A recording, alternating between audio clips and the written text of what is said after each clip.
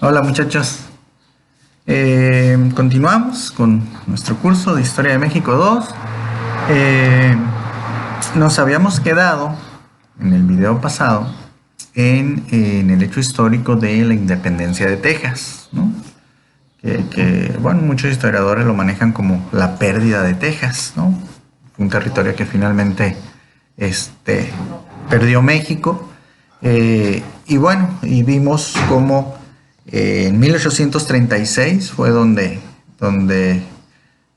finalmente nuestro presidente en esa época, Antonio López de Santana, se vio obligado a firmar, ¿no?, ese documento que le daba esa independencia, ¿no?, a la provincia de Texas. Fue un documento conocido como el Tratado de Velasco, y bueno, ahí se consumó esa independencia de ese territorio, ¿no? Entonces, pues Texas iba a ser una pequeña república, ¿no? La República Independiente de Texas.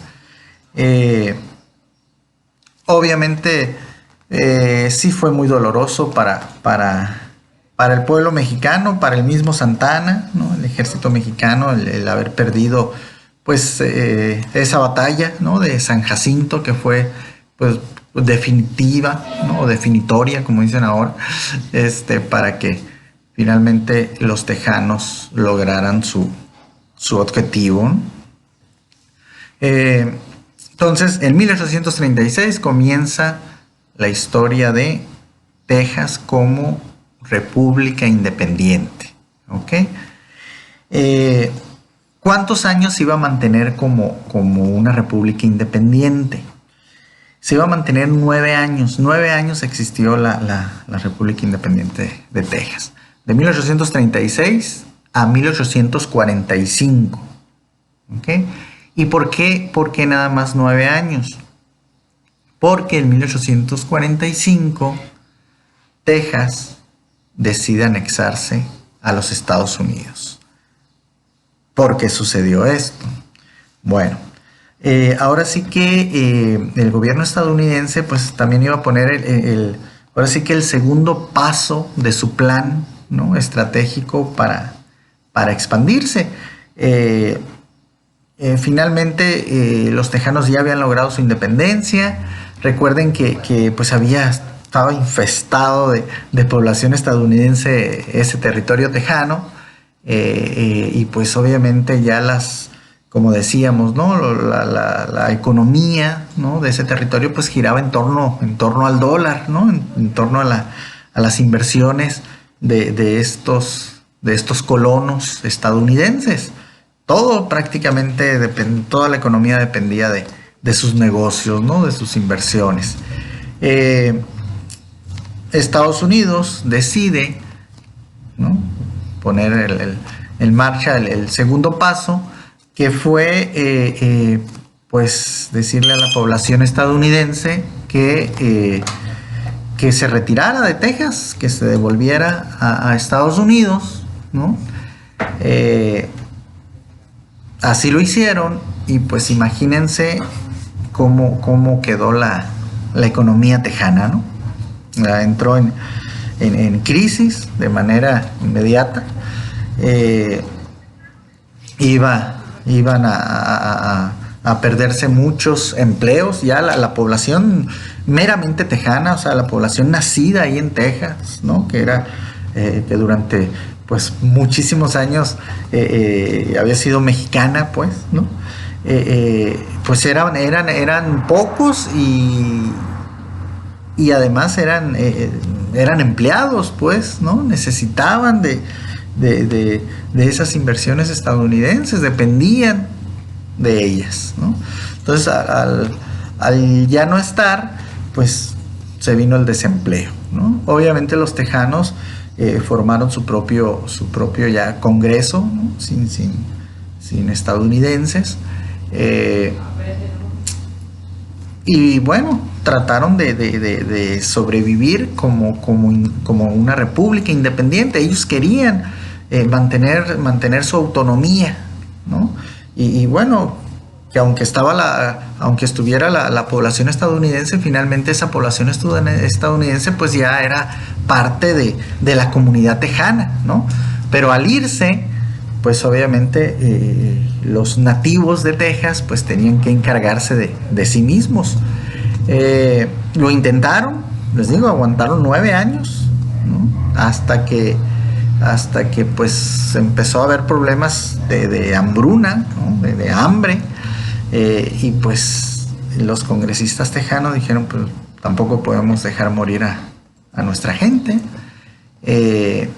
Necesitamos resolver esto y necesitamos que regresen, ¿no? las inversiones estadounidenses. Y bueno, tomaron esa decisión y fue el propio Congreso tejano que mediante una carta al Congreso estadounidense y el mismo presidente de Estados Unidos, pues pedían su anexión, que querían ser parte de la Unión Americana, un estado más pues de la Unión Americana. Y pues obviamente la respuesta del Congreso estadounidense y el presidente estadounidense pues fue positiva, ¿no? Afirmativa. Era lo que estaban esperando. Entonces, ahí en ese año de 1845 es que se da esa anexión de Texas a Estados Unidos. Pasa a ser parte de Estados Unidos, ¿no? Y pues es un territorio bastante amplio y pues fue el primer paso de Estados Unidos hacia la expansión territorial. ¿Okay? ¿Qué iba a pasar con México? Pues el gobierno mexicano, encabezado todavía por Santana, pues no le iba a gustar, no iban a estar de acuerdo. Santana se iba a enojar mucho cuando se entera, ¿no? de esa anexión, y pues fiel a su costumbre, Santana se pone al frente de su ejército, del ejército mexicano, y ahí va, ¿no? rumbo a Texas, otra vez. Ahora, según él, para evitar la anexión, ¿no? del territorio tejano, porque pues de alguna manera ese había sido el compromiso, pues, ¿no? de que Texas se iba a mantener independiente, que no iban a ser parte de Estados Unidos. Entonces, pues Santana se indigna mucho ante esas nuevas noticias, ¿no? de la anexión, y ahí va. Pero pues cuando llega Santana ya estaba todo arreglado, o sea, ya estaba todo firmado, ya Texas ya era parte de Estados Unidos, no había ni qué hacer. Pero pues Santana, que era muy testarudo, tenía una personalidad muy fuerte, y bueno, así era la personalidad de Santana. Era un caso, ¿no? O sea, como decíamos, era muy inestable en cuanto a su ideología, ¿no? A veces conservadora, a veces liberal, y además, así como era valiente, porque era valiente, siempre se ponía al frente del ejército, no le daba pues miedo la muerte y los enfrentamientos, era lo que realmente le apasionaba, le gustaba, ¿no? La cuestión militar.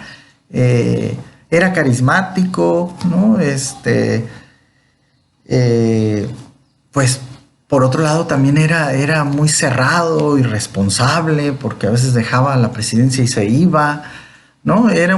Tenía de todo, ¿no? Este personaje. Entonces, pues digamos que arrastró a México como decíamos, ¿no? También a su forma de ser, a su personalidad. El caso es que Santana invade Texas, ¿no? Cruza la frontera entre México y Texas para, según él, resolver eso de la anexión, cómo estaba eso. Y pues obviamente Estados Unidos ya eso lo iba a tomar como una invasión a su territorio.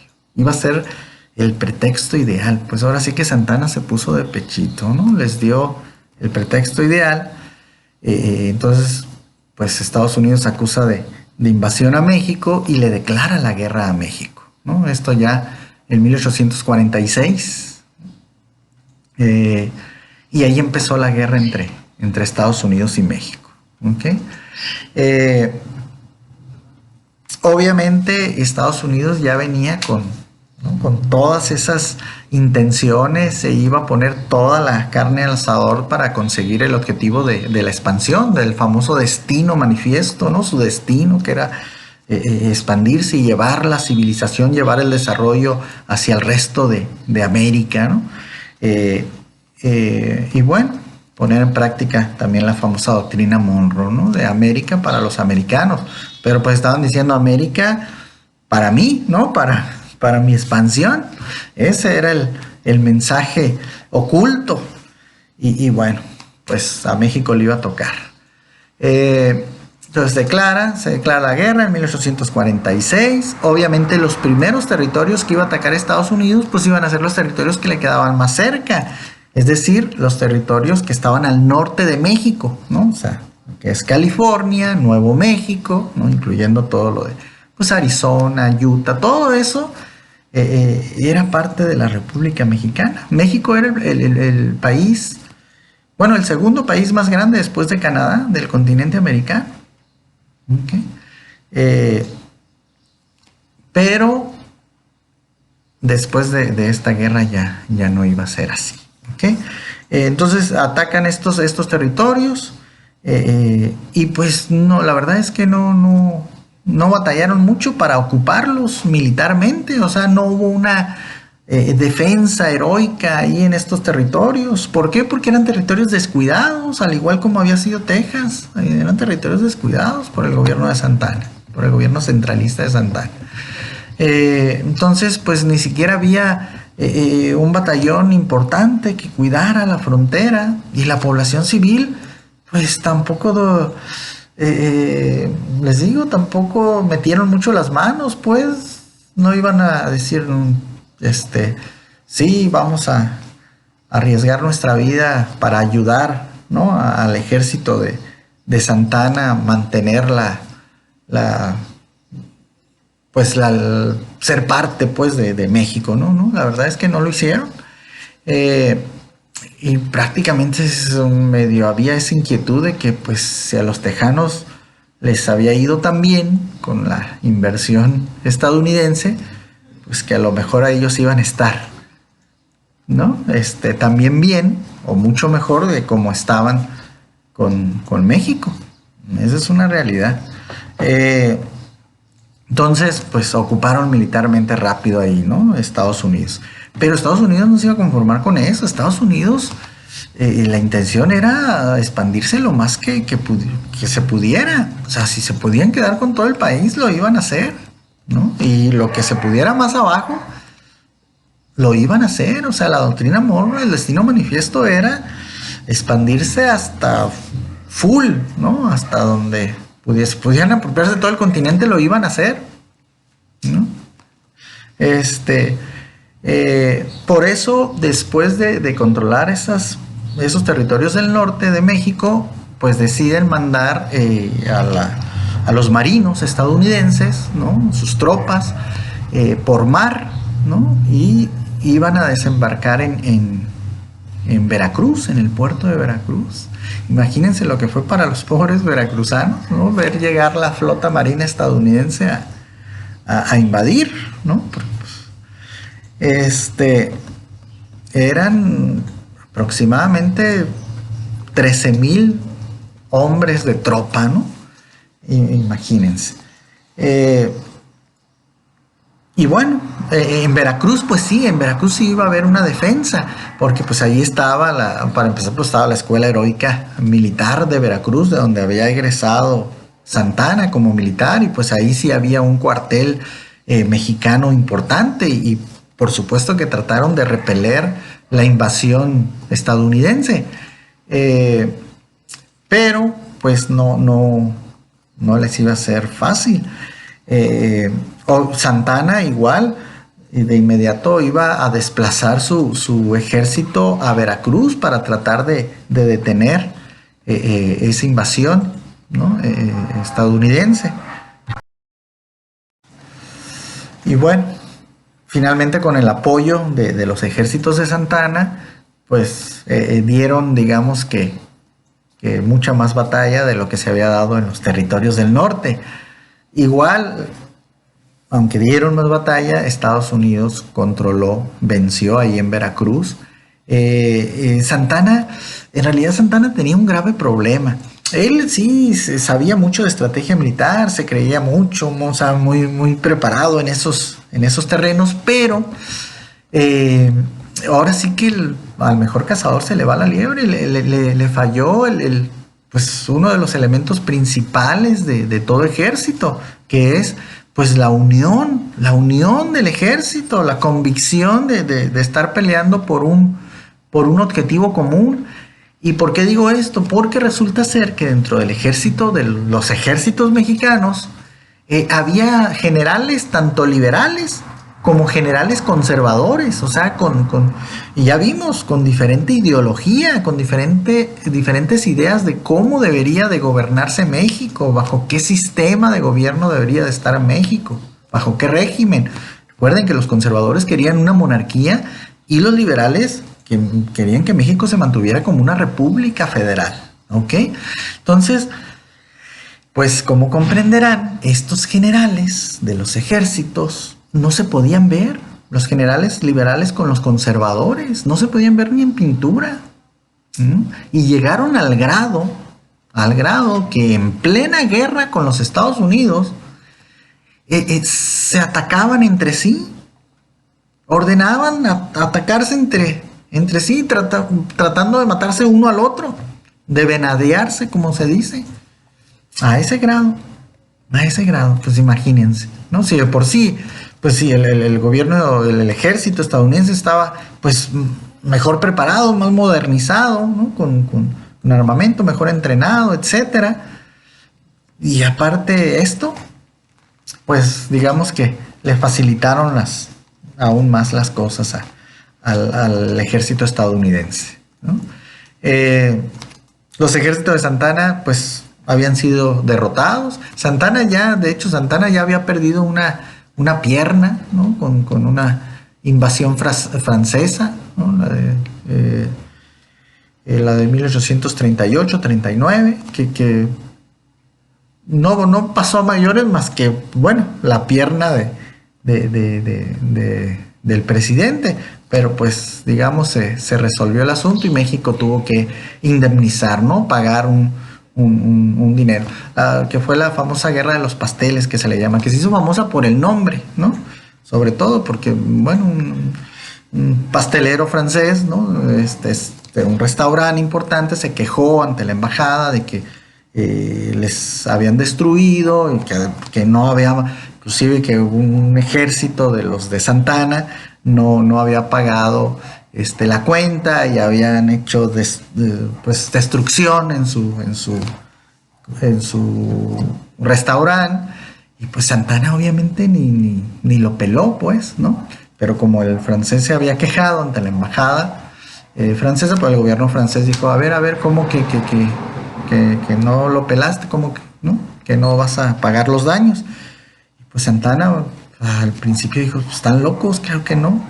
Y pues hasta que se dejó venir una tropa francesa, Santa Anna trató de defender el asunto, pero pues le explota una granada cerca, le tuvieron que amputar una pierna y bueno, finalmente Santa Anna tuvo que indemnizar todos los daños, ¿no? Y terminó pagando más de lo que a lo mejor hubiera pagado, ¿ok? Entonces Santa Anna ya, digamos, había tenido pues una secuela de guerra, ¿no? Eso de perder una pierna contra los franceses. Y ahora contra los Estados Unidos, pues vuelve a ser derrotado. O sea, el ejército de Santa Anna queda pues tirado en el campo de batalla, ¿no? Él milagrosamente salvó la vida. El caso es que el ejército estadounidense pues pudo seguir avanzando. Avanza de Veracruz porque la intención del ejército o las órdenes que traía el ejército estadounidense era pues llegar a la Ciudad de México, tomar el Palacio de Gobierno, que en esa época pues era el castillo de Chapultepec, y así lograr la rendición pues de todo México, ¿no? O sea, tomar el símbolo de toda la nación mexicana, que era el Castillo de Chapultepec, el Palacio de Gobierno, y pensaron los estadounidenses, con eso pues nos vamos a apropiar de todo el territorio de México, ¿no? Entonces ese era el plan, ese era el objetivo. Avanzan, ¿no? Van venciendo, y finalmente llegan a la Ciudad de México. Ya todo esto sucede en 1847, ¿no? Y bueno, llegan a la Ciudad de México, el famoso 13 de septiembre, y pues aquí es donde sucede lo de los famosos niños héroes, ¿no? ¿Y por qué esto de niños héroes? Porque pues cerca del castillo de Chapultepec, ¿no? Del Palacio de Gobierno, pues está la Escuela Heroica Militar de la Ciudad de México, que también era importante, y como la de Veracruz eran las más importantes. Y pues estaban ahí jóvenes cadetes estudiando, ¿no? Su carrera militar, ¿no? Desde los 14 años hasta los 21 años, los mayores. Y pues al ver la invasión estadounidense al castillo de Chapultepec, pues estos jóvenes no dudan en tratar pues de defender el Palacio de Gobierno. Obviamente, pues era una batalla perdida, ¿no? Pues eran jóvenes apenas que estaban aprendiendo pues las artes de la milicia, y pues no iban a tener un plan, pues, ¿no? Una estrategia, líderes importantes, pero pues estos jóvenes no vacilaron en tratar de hacer la defensa heroica, ¿no? Y bueno, aquí es donde se da lo de uno de ellos, que fue el que se hizo más popular su acción, ¿no? Su hecho, lo de Juan Escutia, que al ver ya todo perdido, ¿no? Pues sube al castillo de Chapultepec, donde estaba la bandera mexicana izando, y antes de que la tomara el enemigo, ¿no? Pues él la toma y se envuelve en ella y se avienta, ¿no? al vacío, ahora sí que con el último sentimiento de orgullo, de dignidad, tal vez, de decir, bueno, que la bandera quede con un mexicano, ¿no? Que no quede en manos de los invasores, ¿no? O que no quede tirada por ahí. Y bueno, ese hecho pues se convirtió en un símbolo para la historia de nuestro país, sobre todo pues rindiendo honor a la valentía o a ese sentimiento patriótico. Obviamente después se sacaron pues teorías de que se tropezó, que si no sé qué. Obviamente ya fue para agarrar cura, como dicen ustedes, ¿no? De guasa. Pero pues la realidad es que fue, digamos, un sentimiento, ¿no? En ese momento que tuvo Juan Escutia, ¿no? Bueno, entonces estos niños héroes fracasaron en su intención, es verdad, fracasaron, no lograron hacer la defensa heroica, pero pues se les reconoce el valor, el intento, ¿no? No cualquiera se avienta tampoco, ¿no? A eso eso es lo que se les reconoce. Igual a Estados Unidos, pues todo eso no les iba a importar, no iban a saber nada de eso, ¿no? Ni les iba a importar. Ellos efectivamente, en pleno castillo de Chapultepec, ¿no? Al ya no estaba la bandera mexicana, pues ponen su bandera, la bandera estadounidense, izando ahí, ¿no? En el castillo de Chapultepec. Así estuvo prácticamente todo un año la bandera estadounidense en pleno Palacio de Gobierno mexicano, en pleno castillo de Chapultepec. Pues obviamente fue muy humillante, sí, para el pueblo, pero bueno, eso es lo que estaba pasando. Estados Unidos dijo, pues de aquí somos, ahora sí, ya tenemos a México, pero se equivocaron porque empezó a haber levantamientos armados por todas partes de la República Mexicana, de lo que quedaba de la República Mexicana. Ahora sí que iban a hacer defensas heroicas. entre los batallones que había en las distintas regiones, se les iba a unir la población civil, ¿no? Para tratar de defender su terruño, porque ya en muchas regiones pues había ese amor al terruño, ¿no? Al territorio, no como en el norte de México, ¿no? De ahí para abajo pues sí había cierto amor al terruño y no iban a estar de acuerdo con ser parte de Estados Unidos, ¿no? Lo iban a tomar como una invasión y que había que defenderse. Entonces, pues hubo levantamientos en todas partes, ¿no? En Michoacán, en Guerrero, en Oaxaca, sí, ¿no? Y eran derrotados y se volvían a levantar, ¿no? O sea, no había una rendición, ¿no? Entonces así hubo muchas defensas heroicas, inclusive aquí, ¿no? En nuestro territorio, nuestra península, nuestro estado ahora. Aquí en La Paz hubo una defensa heroica, el Mulegé, por eso le llaman la heroica Mulegé, ¿no? Porque ahí, pues, se organizaron los sudcalifornianos con el batallón que había ahí.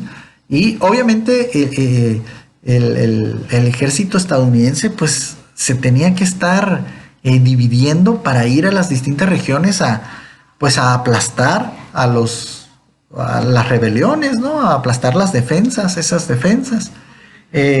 Y pues para acá mandaron, sí es cierto, mandaron poca tropa, ¿no? Estadounidense a invadir, porque con eso consideraron que iba a ser suficiente.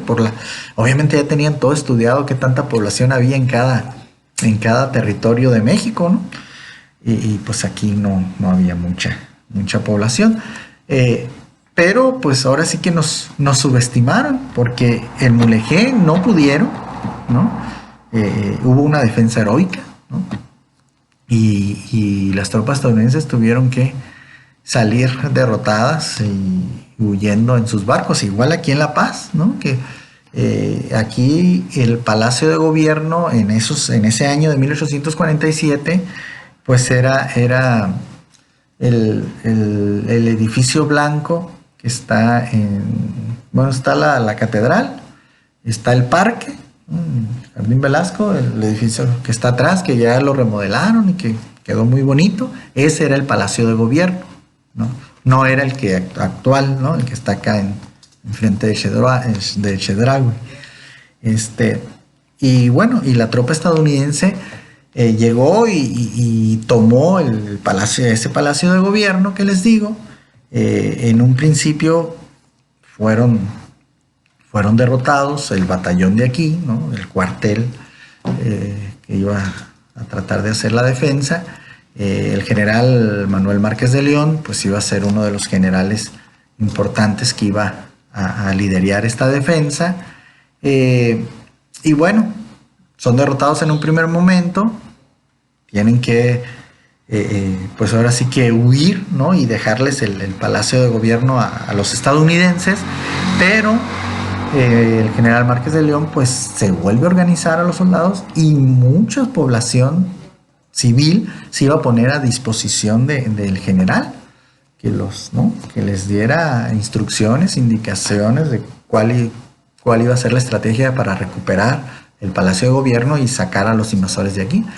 Y pues la verdad es que hicieron un gran trabajo, hicieron una defensa heroica, ¿no? Así como el Mulegé, y lograron sacar a los estadounidenses del Palacio de Gobierno. Fueron derrotados los estadounidenses, esa tropa estadounidense, y también tuvieron que salir huyendo los que sobrevivieron en sus barcos, ¿no? Por mar. Entonces hubo esa defensa heroica. Así hubo muchas defensas heroicas por todo México. Entonces imagínense, a Estados Unidos se les alargó la guerra, se les alargó pues todo el año de 1847. Ellos pensaban que pues tomando el Palacio de Gobierno, el Castillo de Chapultepec, ya se iba a acabar la guerra y iban a controlar todo el territorio. Pero no fue así, ¿no? No fue así. Hubo ese orgullo, ¿no? Esa dignidad en varios territorios y bueno, se hicieron esas defensas. El caso es que pues Estados Unidos se les alargó la guerra y pues obviamente le iba a salir muy, muy costosa porque pues tenían que estar enviando más soldados, más víveres, ¿no? Y invertir en más municiones, en más armamento y pues obviamente ustedes saben que todo eso cuesta, las guerras son costosas. Pero pues Estados Unidos quería lograr el objetivo, ¿no? De controlar todo el territorio nacional. Y aunado a esto, pues ahora sí que Francia, España e Inglaterra, pues no iban a ver con buenos ojos esa invasión que estaba llevando a cabo Estados Unidos a México. Y sobre todo porque pues ellos iban a tratar de cuidar sus intereses. Recuerden que el gobierno mexicano ya tenía una deuda externa con estos tres países, ¿no? Francia, Inglaterra y España. Ya se les debía dinero y pues no eran cualquier país, eran pues potencias europeas. Y pues decían, si Estados Unidos se apropia de todo el territorio de México, a lo mejor ellos no van a reconocer las deudas, ¿no? Adquiridas por México. ¿Sí o no? Entonces, mandan mediante carta, ¿no?, oficial al gobierno estadounidense que retire sus tropas de México, que no están de acuerdo con que no esté respetando la soberanía nacional de México. Obviamente Estados Unidos trata, ¿no?, de dar su explicación de que había sido México el primero que invadió, ¿no?, por lo de Texas, pues, y que ellos nada más estaban respondiendo a esa agresión. Pero, pues, o sea, estas potencias europeas no le iban a creer mucho, ¿no? Sabían de las intenciones estadounidenses y le dicen, pues, yo no sé cómo le vas a hacer, pero no estamos de acuerdo y tienen que llegar a un acuerdo, porque si no, nosotros vamos a intervenir también en apoyo a México para que haya ese respeto, ¿no?, a la soberanía de ese país, ¿no?, de México. El caso es que a Estados Unidos pues se le vino todas las circunstancias encima, ¿no? Se les alargó la guerra, les estaba saliendo muy costosa y pues empezaban a tener estas amenazas, ¿no?, advertencias de estos países, ¿no?, europeos, que pues Estados Unidos no le convenía entrar en problemas con tres países fuertes, ¿no?, europeos. El caso es que Estados Unidos decide pues efectivamente llegar a un acuerdo con México, terminar con la guerra, pero pues ese acuerdo iban a tratar de hacerlo lo más ventajoso que pudieran, ¿no?, lo más beneficioso para ellos. ¿Y qué acuerdo iba a ser este? Pues fue un tratado que le llamaron Tratado de Guadalupe Hidalgo, ¿no? Bueno, cínicamente le llamaron Tratado de Paz y Amistad de Guadalupe Hidalgo, de paz y amistad, después de que estuvieron un año invadiendo, o sea, con todo el cinismo del mundo, ¿no? Pero así le pusieron Tratado de Paz y Amistad de Guadalupe Hidalgo, ¿no? Llegar a un acuerdo pacífico, amistoso, para ya que ellos retiraran sus tropas de México, ¿no? Y prácticamente perdonarlos, ¿no? Perdonarnos por la invasión que habíamos hecho a Texas. Bueno, ¿y cuáles iban a ser las cláusulas de ese tratado de Guadalupe Hidalgo? Pues Estados Unidos dice, bueno, si quieren que retire mis tropas de su país, pues todos los territorios que ya están ocupados militarmente por mí, ¿no?, donde no hubo una defensa, pues ya van a ser parte de Estados Unidos. ¿A qué territorio se refería? Pues a los territorios del norte de México, ¿no? La Alta California, Nuevo México, ¿no?, incluyendo pues ya todos los Arizona, Utah, Nevada, todo eso, ¿no? Y ya incluyendo Texas, pues era más de la mitad de lo que era México, ¿no? El 52% del territorio nacional se estaba yendo ahí, ¿no? Y bueno, inclusive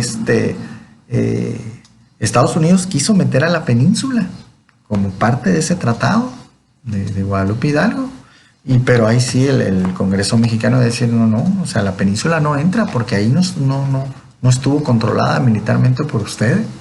Ahí sí hubo defensas heroicas y la península está libre. Y bueno, el gobierno estadounidense tuvo que aceptar, ¿no? esa situación, pero pues a Estados Unidos siempre le ha interesado nuestra península, ¿no? Como la ven como, pues como una península estratégica, ¿no? Como, tanto militarmente como turísticamente. El caso es que el Congreso mexicano, junto con Santana, deciden firmar ese Tratado de Guadalupe Hidalgo, con tal de que pues se fueran, ¿no? Se retiraran las tropas estadounidenses, que ya no siguieran invadiendo. Y bueno, después iba a ser muy criticado el Congreso mexicano y obviamente al propio Santana por haber firmado, ¿no? También este tratado de Guadalupe Hidalgo, así como cuando firmó el Tratado de Velasco, donde se perdió Texas, pues ahora esto. Pero pues los congresistas mexicanos junto con Santana decían, pues más vale, porque si no, pues estaríamos arriesgando todo el resto de territorio que nos queda, ¿no? También era una realidad. Y pues obviamente no se podían confiar a que si los países europeos realmente le iban a entrar a apoyarlos con todo, porque a estos países europeos tampoco les convenía una guerra. Una guerra siempre trae crisis, trae calamidad. Entonces no podían pues arriesgarse ¿no? a depender de la buena fe de otros, ¿no? El caso es que se firmó el Tratado de Guadalupe Hidalgo, se firma en 1848, por eso se dice que esta guerra de México y Estados Unidos es de 1846 a 1848, pero en realidad el año de guerra, pues fue el 1847, ¿no? En el 46 se declara, en el 48 se termina, pero el 47, el año ahí del medio, fue el año fuerte de invasión.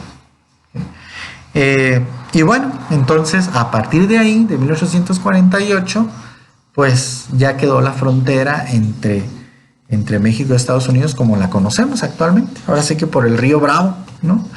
Y bueno, y México pasó a ser ya no iba a ser el país, el segundo país más grande de América, ¿no? Ese iba a ser Estados Unidos, ¿no? Después de esto. Obviamente Estados Unidos dio una cantidad, ¿no? Fíjense, ¿no? Ahora sí que